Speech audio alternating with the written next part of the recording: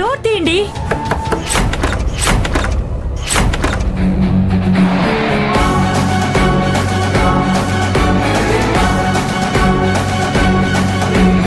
ఏంటి ఇప్పుడు నువ్వొచ్చావా? చేసిందంతా చేసి మళ్ళీ ఇప్పుడు ఏం చేయాలని వచ్చావు? అసలు మీ మొహాలు కూడా చూపించొద్దని చెప్పాను కదా, మీకు అర్థం కావట్లేదా? చూడండి వదిన, మీ మీద గౌరవం అభిమానం ఉన్నాయి కాబట్టి మీకు మర్యాదగా చెప్పాలని వచ్చాను. లేదంటే కొడుకు కోడల్ని ఇంట్లోంచి గెంటేశారని కంప్లైంట్ ఇచ్చొచ్చేదాన్ని. ఏంటి బెదిరిస్తున్నావా? నీకు చేతైంది చేసుకోపో. అలా చేయాలనుకుంటే ఇప్పుడే చేసేదాన్ని వదిన. మీరు బాధల్లో ఉన్నారు, వాళ్ళ మీద కోపం తగ్గలేదని అర్థమైంది. మీరు ఆవేశంలో తప్పు చేస్తున్నారు వదిన గారు. ఏంటి నువ్వు నాకు నిధులు చెప్తున్నావా? ఆహాహాహా, దయ్యాలు వేదాలు వల్లిస్తున్నట్టుంది. అయినా తప్పు చేసింది నువ్వైతే ఇప్పుడు నన్ను బెదిరిస్తున్నావేంటి? అసలు ఏమనుకుంటున్నావు నీ గురించి? తప్పు మా వల్ల జరగలేదని చెప్పట్లేదు వదిన గారు. చేసిన తప్పుకి క్షమాపణలు అడిగాం కూడా. కానీ మీరు మాకంటే పెద్ద తప్పు చేస్తున్నారు. ఇంట్లో ఉండాల్సిన కొడుకు కోడల్ని అలా బయట నిలబెట్టడం ఎంతవరకు న్యాయం చెప్పండి?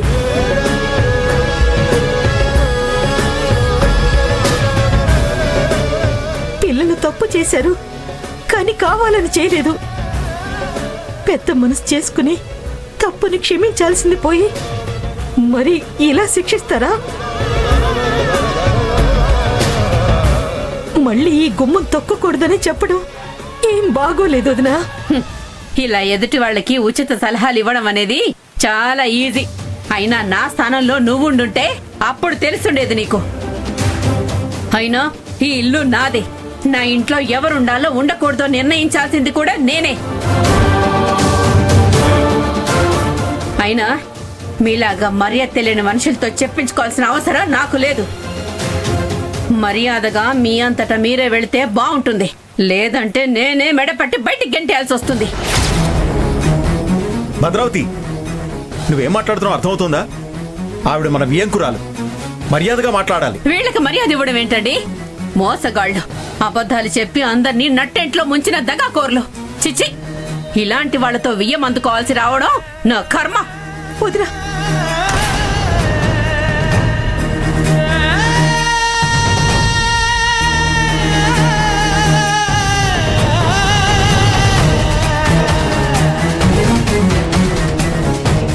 అందరూ వినండి. తెగదెంపులు చేసుకుని వెళ్లిపోయిన వాళ్ల మీద ఎవరైనా జాలి చూపించి తలుపులు తీశారే అనుకోండి, ఇక నుంచి వాళ్లకు ఇంట్లో చోటే ఉండదు.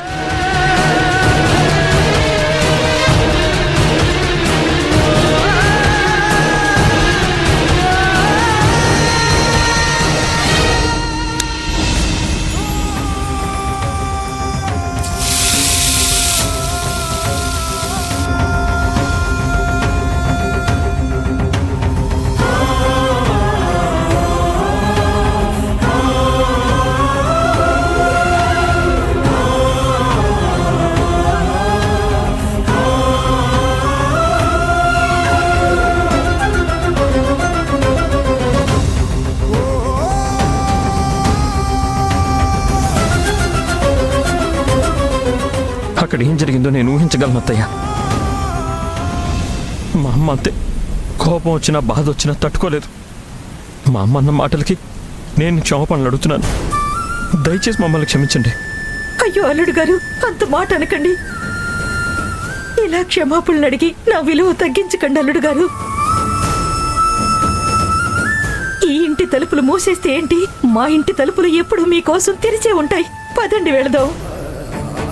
లేదత్తయ్య గారు, ఇదంతా నేను చేసిన తప్పే.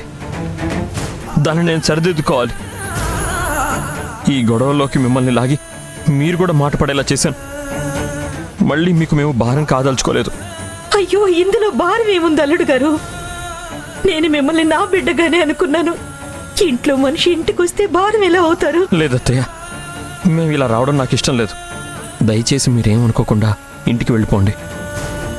లేదల్లుడు గారు, ఇలా వర్షంలో తడుస్తూ బయట ఎంతసేపు అనుంటారు? మీరు రాకుండా నేను ఎక్కడికి వెళ్ళను. నువ్వైనా చెప్పమ్మా అల్లుడు గారికి. మా అమ్మ చెప్పింది కరెక్టేనండి. మనం ఇక్కడ నిలబడ్డం మంచిది కాదు. అనవసరంగా జనం అత్తయ్య మామయ్య గురించి తప్పుగా అనుకుంటారు. అత్తయ్యకి కోపం తగ్గాక ఇక్కడికి రావచ్చు. అందరూ చూసి ఏదేదో ఊహించుకుంటారు. అది మనకి మంచిది కాదండి. మన గొడవ వీధిన పడ్డం నాకు ఇష్టం లేదు. అవునల్లుడు గారు, వాళ్ళ కోపం తగ్గాక మనం అందరం కూర్చుని మాట్లాడుకుందాం. మిమ్మల్ని అర్థం చేసుకుని వాళ్ళ ఇంట్లోకి పిలుస్తారు. అంతవరకు మా ఇంట్లో ఉండండి. మీరు మాకు అత్తయ్య మాత్రమే కాదు, నా పాలిట ఆప్యాయత చూపించే అమ్మ కూడా. చాలా థ్యాంక్స్ అత్తయ్య గారు.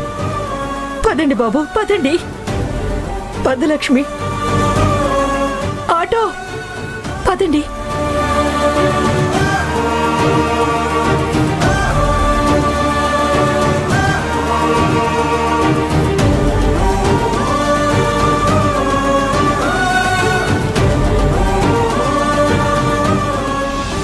కష్టపడి చేసేవాళ్లున్నా టైంకి తినడానికి మాత్రం ఎవ్వరూ రారు. అందర్నీ పేరు పేరున పిలవాల్సిందే. ఏమండి? కిరణ్, ఏ సింధు, అమ్ము ఎక్కడా? అమ్మో అమ్మో అమ్మో, అందరు రండి తిందరు గాని.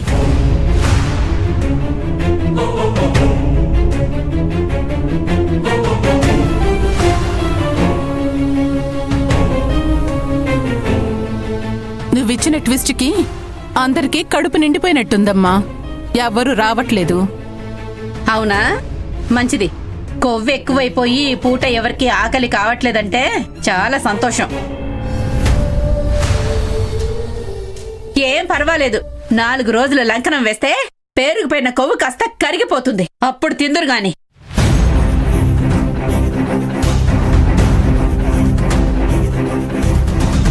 నువ్వు కూర్చోవే.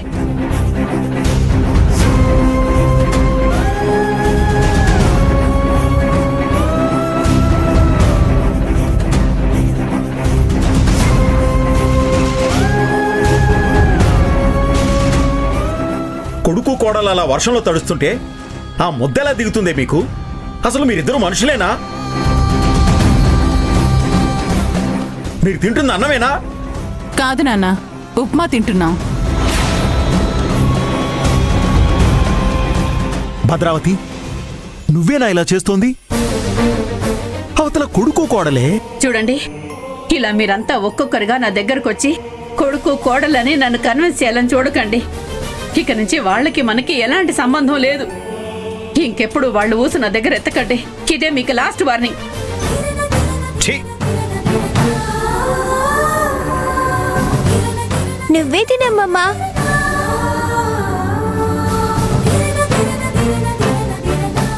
నువ్వే తినలే అమ్మా.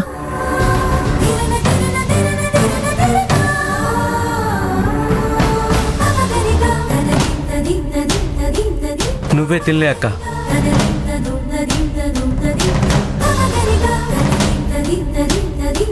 త్రిపుర, తినవే. ఎవరు తినకపోతే మనకేంటి, మనమే తిందాం.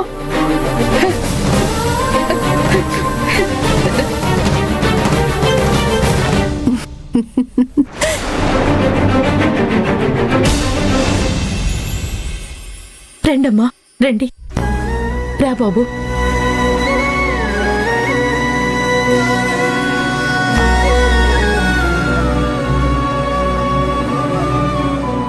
అక్క, అక్క,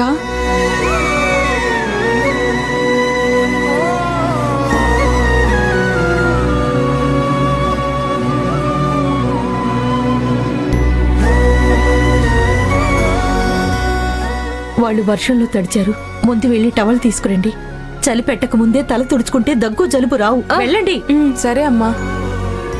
వెళ్ళు.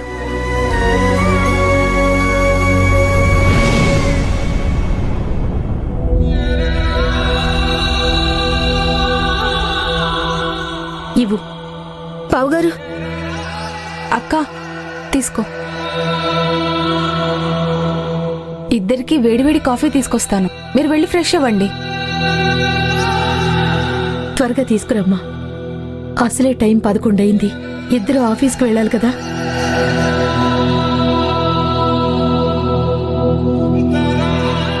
ఆఫీసా?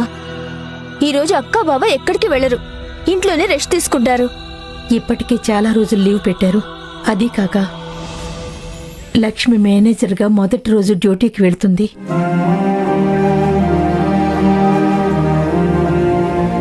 ఈ రోజు లీవ్ పెడితే ఏం బాగుంటుంది? హరి, లక్ష్మి ఇద్దరు స్నానం చేసి ఫ్రెష్ అవ్వండి. ఈలోపు నేను కాఫీ రెడీ చేస్తాను. వెళ్ళండి.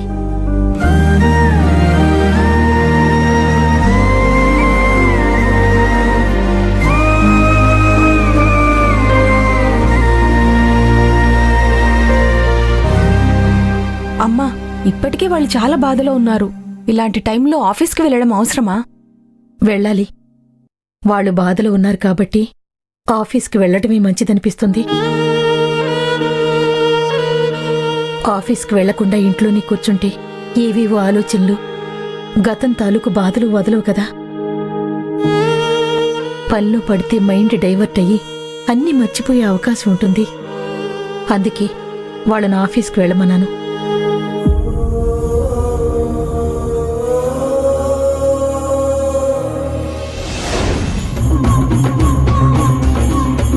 కడుపు నిండా తినమ్మా.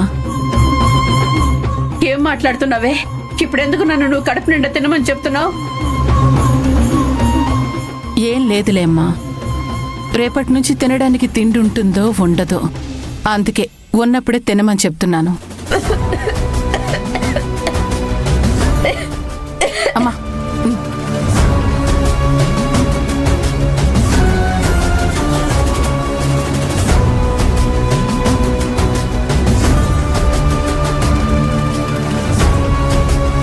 తమ్ముడు విషయంలో ఎందుకమ్మా ఇంత కఠినంగా ఉన్నావు? పెళ్ళాం కావాలనుకుని వెళ్ళిన వాడికి అమ్మ గుర్తుకు రాకుండా ఉంటుందా? నేను వాళ్ళలాగా మనసులో ఒకటి పెట్టుకుని బయటకు ఇంకోటి మాట్లాడలేను. నాకేదనిపిస్తే అదే అడిగేస్తాను, అంతే.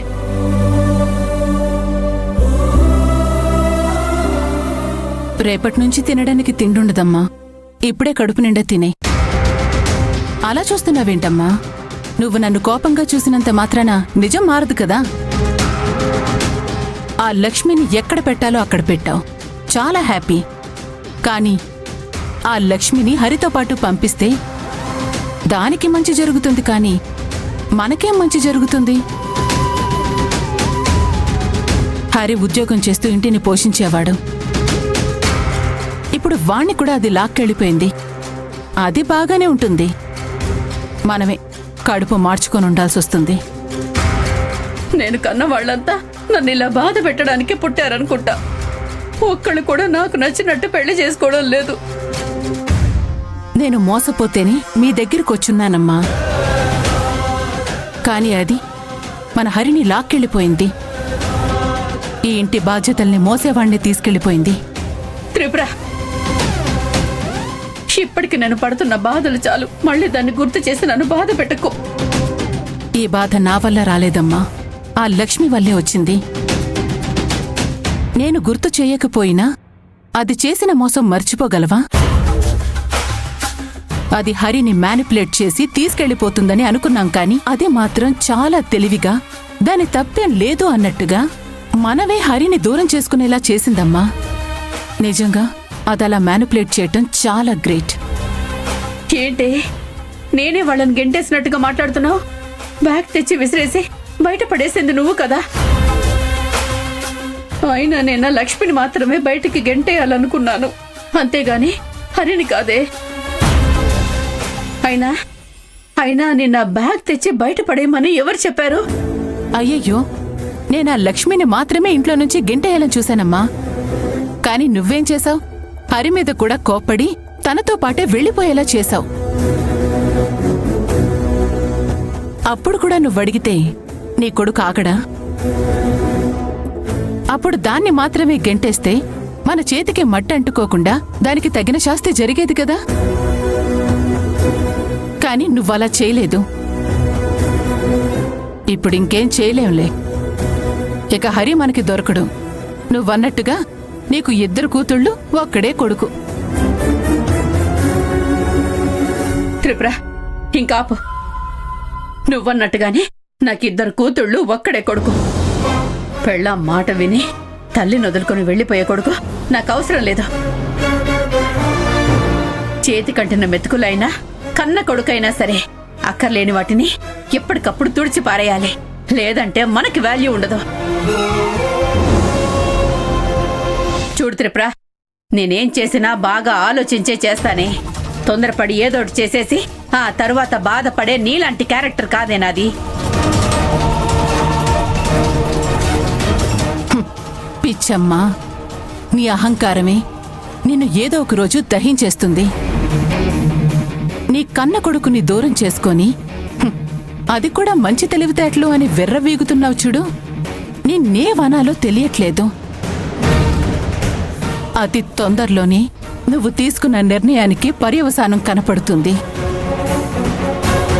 తినటానికి తిండి లేక, సంపాదించి పెట్టేవాళ్లు లేక, తర్వాత ఇబ్బంది పడుతూ ఉంటే హరిని దూరం చేసుకున్నానని ఆ లక్ష్మి ఎంత పెద్ద తప్పు చేసిందోనని గుర్తుకొస్తుంది. నీ కోడలనుకున్నట్టుగానే హరిని తన వెంట పంపించావు. వాళ్ళకక్కడ దీపావళి, మనకిక్కడ దీనస్థితి స్టార్ట్ అయిపోయినట్టే.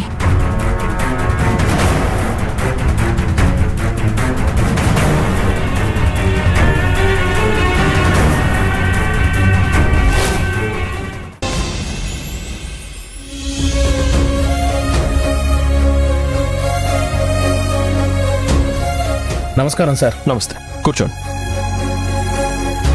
సార్, ఈ అకౌంట్ డీటెయిల్స్ కావాలి. ఒక్క నిమిషం sir.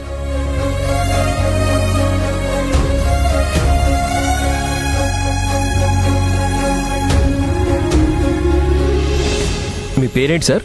Sir, Ramarao. Sorry sir, ఇది మీ అకౌంట్ కాదు కదా. సారీ అండి, మేము కస్టమర్ ట్రస్ట్ని బ్రేక్ చేయలేం. అయ్యో సార్, అది మా అమ్మ అకౌంటే. తనకు వయసు అయిపోయి నడవడానికి కూడా కష్టంగా ఉంది సార్. అందుకే అమౌంట్ డ్రా చేసుకోవడానికి నేను వచ్చాను. ఓ, బట్ అకౌంట్ హోల్డర్ కాని వాళ్ళకి మేము ఏ డీటెయిల్స్ చెప్పకూడదు. ఒకసారి ఆవిడని ఇక్కడికి తీసుకొస్తే ఆవిడ అప్రూవల్ ఇస్తే అప్పుడు మీకు డీటెయిల్స్ ఇస్తాం. సార్, నేను ఆవిడ కొడుకుని వచ్చి అడుగుతున్నాను కదా, నాకు ఇవ్వండి సార్. మా అమ్మని ఇక్కడికి తీసుకురాలేను. ఓ అవునా, అయితే ఒక పని చేయండి సార్. ఆవిడ నడవలేని పరిస్థితుల్లో ఉన్నారని చెప్పి డాక్టర్ చేత ఒక సర్టిఫికేట్ రాయించండి. అలాగే ఆవిడ అకౌంట్ డీటెయిల్స్ అన్ని ఇక మీదట మీరే హ్యాండిల్ చేస్తానని ఆవిడ చేత ఒక లెటర్ రాయించి సంతకం పెట్టించి తీసుకురండి. దాంతోపాటు ఆవిడది మీది 2 ఆధార్లు, పాస్పోర్ట్ ఫోటోలు తీసుకురండి. అయ్యో, పెద్ద వర్క్ ఏం లేదు సార్. అకౌంట్లో ఒక 5 లక్షలు ఉంటాయి. విత్డ్రా చేసిస్తే చాలు. ఈ మాత్రానికే ఇంత ప్రొసీజర్ అక్కర్లేదు సార్. కస్టమర్స్ ఇబ్బంది పడతారు కదా సార్. మీరు కొంచెం కస్టమర్స్తో ఫ్రెండ్లీగా ఉండాలి. 5 లక్షలు డ్రా చేసి ఇవ్వండి సార్, వెళ్ళిపోతాను. సార్, అలా చేయడం కుదరదు సార్. అంత డబ్బు విత్డ్రా చేయాలంటే అకౌంట్ హోల్డర్ కంపల్సరీగా ఉండాలి. లేదంటే ఇంతకు మీకు చెప్పాను కదా, ఆవిడ చేత లెటర్ రాయించి సైన్ చేయించి తీసుకురండి. అప్పుడు మీకు అమౌంట్ డ్రా చేసి ఇస్తాను. సార్, మీరు ఫ్రీగా ఏమి ఇవ్వకండి సార్. ఓ 10,000 మీ అకౌంట్లో ట్రాన్స్ఫర్ చేసుకోండి, పర్లేదు. మా అమ్మకి అసలే చేదస్తాం సార్. అడిగితే డబ్బులు ఇవ్వదు, సంతకం చేయమంటే కుదరదని చెప్తోంది. అందుకే ఆవిడని తీసుకురాకుండా నేనే వచ్చాను. నేను ఆవిడ కొడుకునే కాబట్టి నాకు డ్రా చేసి ఇవ్వండి సార్. కాటికి కాల్చాపిన వయసులో అంత డబ్బుతో అవసరం ఉంటుంది సార్. నాకైతే భార్య, పిల్లలు అందరూ ఉన్నారు కాబట్టి ఎంత డబ్బైనా తక్కువ అనిపిస్తుంది. మీరేదో 10-15 తీసుకుని ఇచ్చేయండి సార్. అసలు నీకు బుద్ధుందా? నీ కన్న తల్లిని మోసం చేయాలనుకుంటున్నావా? ఎంతో కష్టపడి మీ కాళ్ళ మీద మిమ్మల్ని నిలబడేలా చేసింది కదా. ఆవిడ్ని అలా మోసం చేయడానికి అసలు నీకు మనసు ఎలా వచ్చిందయ్యా? నాడు ముందు నాడు ఇక్కడ నుంచే. ఏమైంది మచ్చా? రేయ్, వీళ్ళమ్మ కష్టపడి కూడబెట్టిన డబ్బుని ఇతను ఆవిడికి తెలియకుండా తీసుకెళ్ళడానికి వచ్చాడంట. ఆ డబ్బు డ్రా చేసిస్తే నాకు లంచం ఇస్తాడంట. అసలు నువ్వు ఎంత పెద్ద తప్పు చేస్తున్నావో తెలుసా?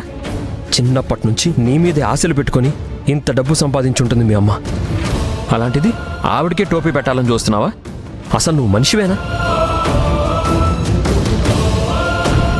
చూడు, తల్లిదండ్రుల్ని చూసుకోవడం మన ధర్మం. మీ చిన్నప్పుడు మీ అమ్మగారు ఇలాగే మోసం చేయాలనుకుంటే ఇప్పుడు నీ పరిస్థితి ఎలా ఉండేదో ఒకసారి ఆలోచించు.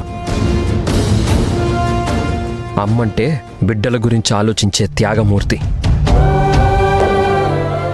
అలాంటి ఆవిడే సైన్ చెయ్యను అన్నప్పుడు నువ్వెందుకు ఇబ్బంది పడుతున్నావు? ఇలా వచ్చి డబ్బు కొట్టేయాలనుకోవడం తప్పు కదా?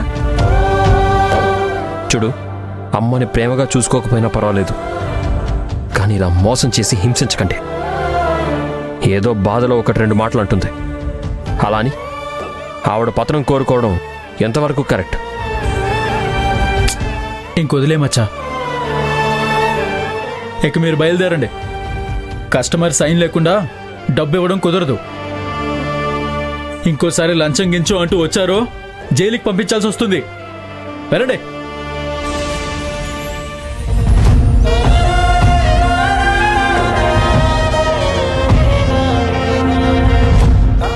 అమ్మ గురించి ఎంత గొప్పగా మాట్లాడే కొడుకుని అర్థం చేసుకోలేని పరిస్థితిలో ఉంది ఆ తల్లి. ఏం చేస్తాం, అంతా నీ తలరాత.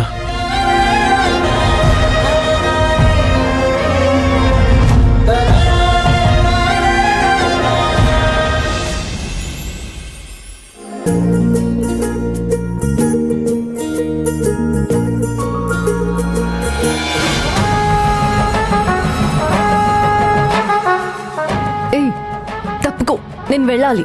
ఎక్కడికి వెళ్తారు సూపర్వైజర్ మేడం? ఓ సారీ మేనేజర్ మేడం. ఇప్పుడు మీ పొజిషన్ మారిపోయింది కదా, మీరేం చేసినా అడిగేవారే లేరు. కానీ మేడం, మీలాగా చలాకీతనం నాకు నేర్పించండి మేడం. ప్రమోషన్ దొరికేదాకా త్వరగా రావడం, పని చేయటం, అందరినీ బుట్టలో పడేయటం. ఇప్పుడు మీ పొజిషన్ మారిపోయింది కదా మేడం.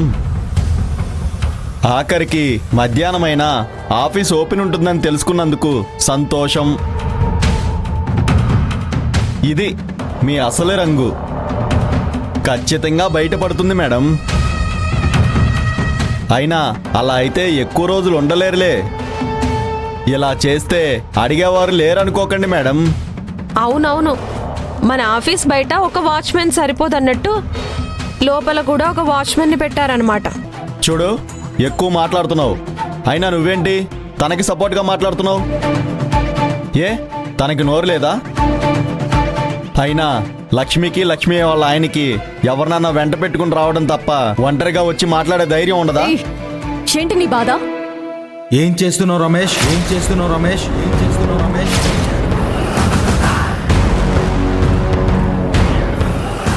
సరిపోయింది, గోరుతో పోయేదాన్ని గొడ్డల్లాగా తెచ్చుకున్నాం. ఇప్పుడు ఇతను వచ్చి ఇంకెంత గొడవ చేస్తాడో ఏంటో.